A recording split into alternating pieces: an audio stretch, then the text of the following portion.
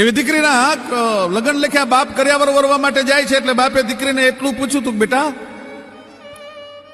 કર્યાવરની યાદીમાં કંઈ લખાવું છે?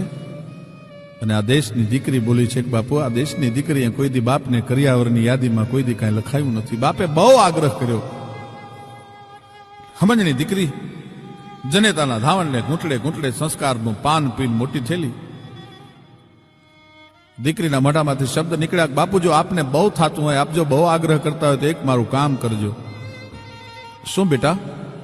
કે મારા કર્યાવરના વાસણ વરો, મારા કર્યાવરના વાસણ ખરીદો ને, એમાં મારી એકલીનું નામ લખાવજો, પાછળ આપનું નામ નહીં, મારા પતિનું નામ નહીં.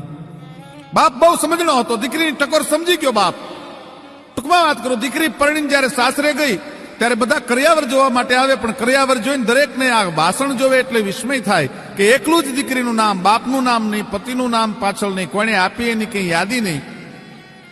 વૃદ્ધ ડોશીમાએ પ્રશ્ન કર્યો હતો, બેટા આ તારા કર્યાવરના વાસણ પર તારી એકલીનું કેમ નામ લખ્યું છે? ઘૂંઘટો ઊંચો કરીને 18 વર્ષની વવારુભાઈ જવાબ આપે છે. તેની દીકરી, બાઈજી માફ કરજો, પરણીને આવું છું, મારે વધારે બોલાય નહીં, પણ આપને ખબર છે ને આ વાસણ કોકદી ચૂલે ચડે એની માથે મેશ લાગે. કે હા બેટા. પછી એ આપને ખબર છે ને એને સાફ કરવા માટે એની ઉપર સમાજ કોકદી ધૂળ ચડાવે. કે હા બેટા. તો સાંભળી લો બાઈજી, હું એવા કુળમાં જન્મેલી દીકરી છું, હું નથી ઈચ્છતી કોઈ દી મારા બાપ કે મારા ધણીના નામ ઉપર સમાજ કોઈ દી ધૂળ ચડાવે. એ દીકરી પરણીને હારે જાતી હોય ને ત્યારે બાપનું કાળજું ફાટી જતું હોય.